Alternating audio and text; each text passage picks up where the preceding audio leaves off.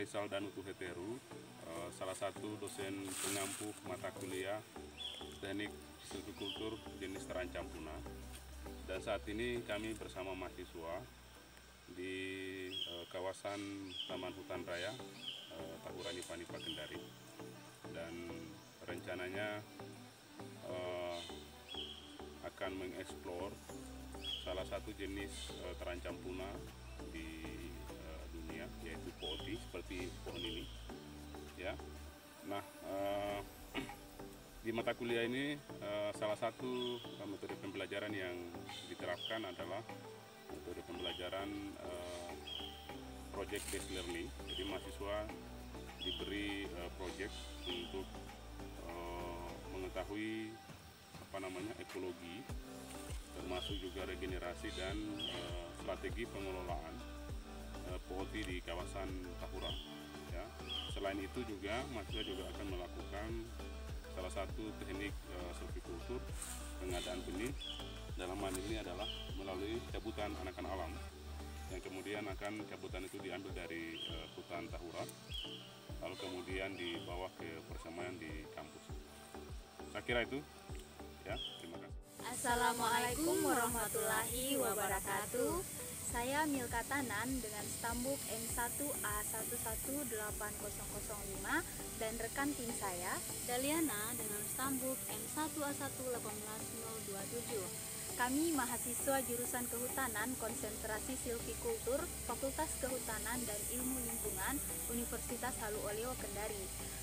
Saat ini kami berada di Tahura Nipa Kendari, akan melakukan pembelajaran dengan menerapkan metode pembelajaran project based learning, di mana kami akan mengeksplor salah satu jenis terancam punah yang berada di Tahura Nipa ini, yaitu pooti, seperti yang ada di belakang saya ini. Pohon ini salah satu jenis terancam punah dari famili Dipterocarpaceae. Pohon ini hanya dapat ditemui di Sulawesi Tenggara, tepatnya di Tahura Nipa Kendari dan di hutan Pohara. Nah, umumnya pohon pooti ini tumbuh pada hutan dataran rendah, yaitu dengan ketinggian 50 hingga 300 mdpl. Dalam status konservasi IUCN, pohon pooti ini termasuk dalam jenis yang terancam punah. Ya, di sini kita akan melihat lebih dekat pohon pooti ini.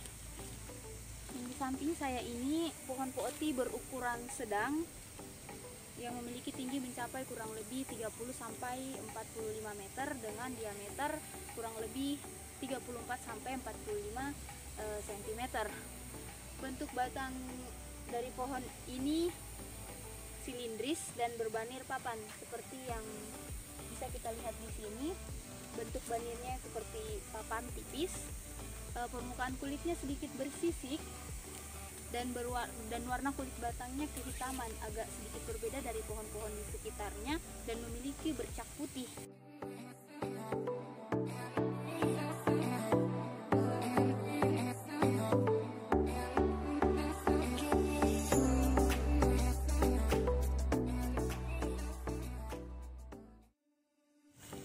Ya, selanjutnya kita akan melihat lebih dekat daun dari pohon pooti ini, dan saya akan mengambil sampel daun dari anakan yang berada tepat di depan saya ini.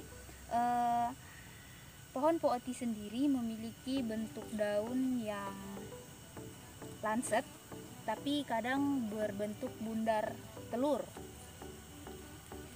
dengan memiliki tipe daun tunggal dengan kedudukan daun berseling, tepi daunnya rata dan ujung daunnya meruncing.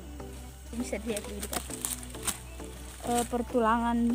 Pertulangan daunnya itu menyirip berseling. Ukuran tangkai daun kurang lebih 0,3 cm. Lebar daunnya sekitar kurang lebih 4 sampai 6 cm. Kemudian panjang daunnya kurang lebih 8 sampai 12 cm. Selanjutnya, untuk regenerasi daripada pohon pooti ini, pembungaan dan pembuahannya mengikuti pola dari dari jenis meranti-merantian, yaitu tidak berbuah setiap tahunnya. Seperti pada hari ini kita tidak menemukan bunga maupun buah, namun yang banyak kami temukan saat ini yaitu anakannya.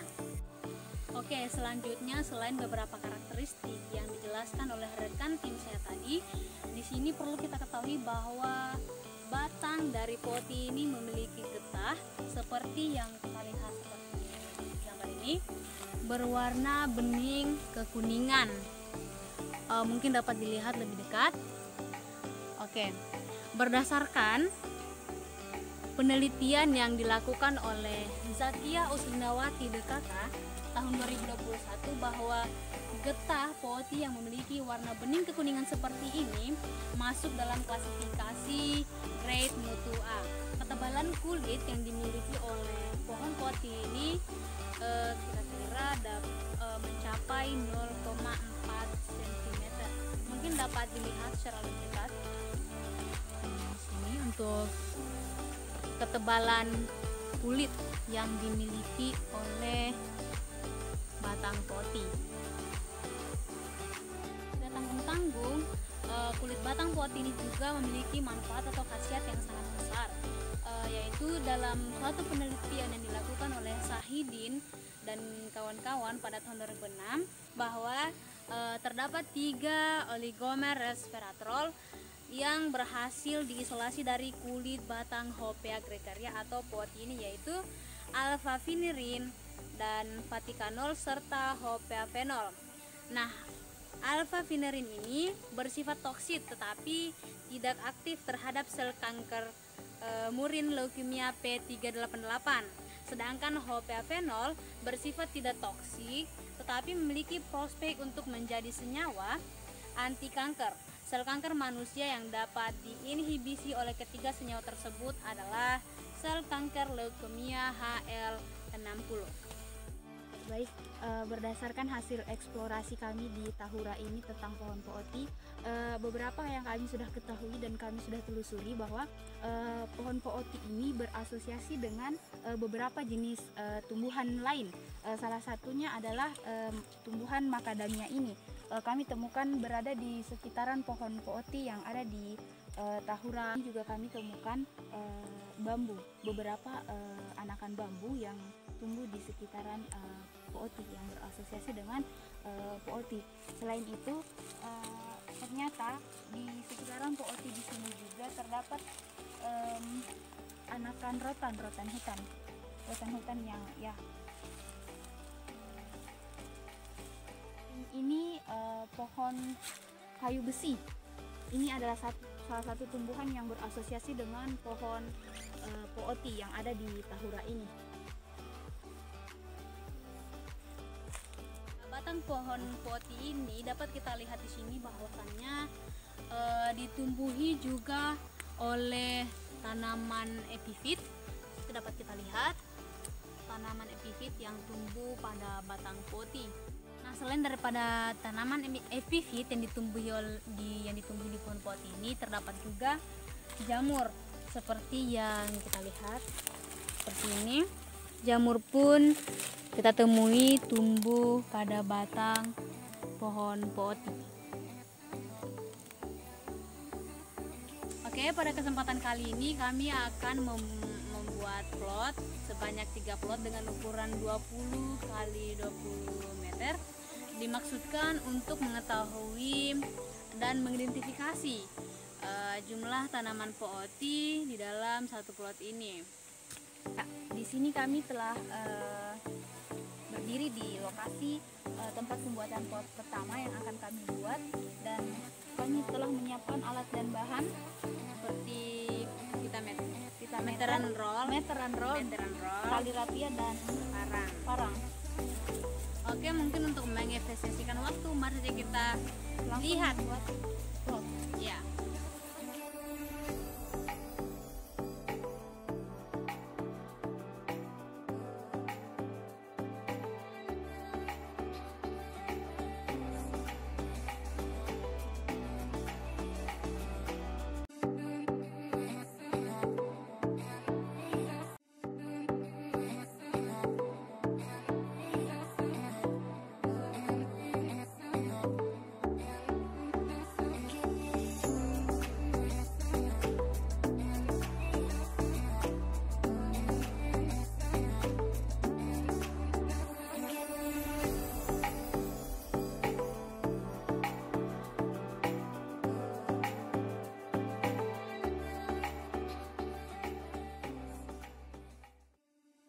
baik, sekarang kita sudah di lokasi kedua untuk pembuatan plot kedua, dan kita akan menarik garis dari atas.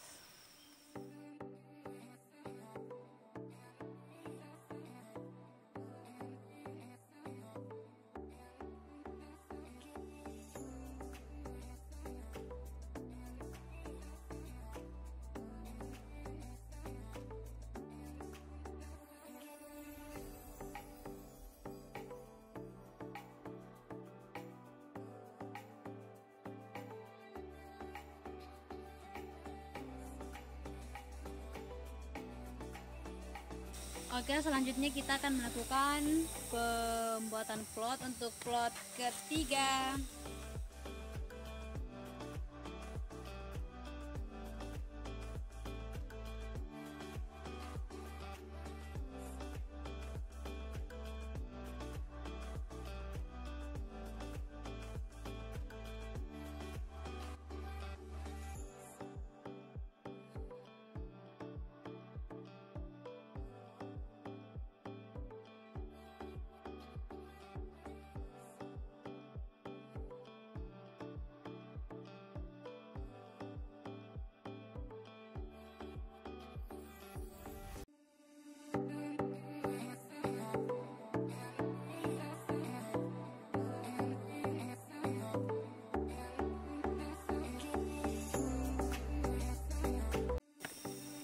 Ya, baik, sekarang kita berada di lokasi terakhir, di plot terakhir atau plot ketiga, dan kami telah selesai untuk mengidentifikasi pohon pooti yang berada di setiap plot yang telah kami buat. Dan di sini saya akan memaparkan sedikit jumlah yang telah kami temukan. Di plot pertama terdapat 7 pohon sebanyak 6 tiang, 6 pancang dengan semai sejumlah 14. Kemudian di plot 2 terdapat 13 pohon dengan jumlah pancang 3 dan semai itu ada 6. Kemudian di plot ketiga atau di plot terakhir itu kami temukan pohon sebanyak 9 pohon dengan jumlah semai sebanyak 6. Saya tambahkan sedikit, berdasarkan dari hasil pengamatan yang kami lakukan bahwa dari ketiga plot ini tidak kami temukan tiang daripada pohon pooti ini. Ya, mungkin itu saja untuk kegiatan kami dalam pembuatan plot. Sekian dan terima kasih. Wassalamualaikum warahmatullahi wabarakatuh.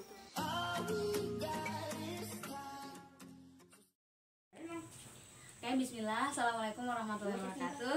Perkenalkan, nama saya Daliana. Saya mahasiswa Kehutanan Universitas Halu Oleo. Pada hari ini kami ada kegiatan mencari tahu berkaitan dengan kelompok tani pelestari hutan subur makmur di Tahura, Kota Kendari. Oke, saat ini saya sedang bersama Pak Yohanes Joka selaku Ketua Kelompok Tani di Pelestarian Hutan Subur Makmur ini. Selamat pagi, Pak. Selamat pagi. Iya. Mohon maaf, Pak, ini kami ada tugas dari kampus untuk mencari tahu berkaitan dengan jenis yang terancam punah, sekaligus kami ingin mengetahui tentang pengelolaan pelestarian hutan di sini, Pak. Oke, mungkin langsung saja, Pak, bagaimana mungkin Bapak bisa menjelaskan berkaitan dengan kelompok tani pelestarian hutan subur makmur di sini, Pak. Ya. Pertama-tama saya perkenalkan dulu, nama saya Yohanes Joka tadi sudah disebutkan. Yang berikutnya, nama kelompok tani pelestarian hutan subur makmur Kelurahan Watu-Watu, Kecamatan Kendari Barat, Kota Kendari.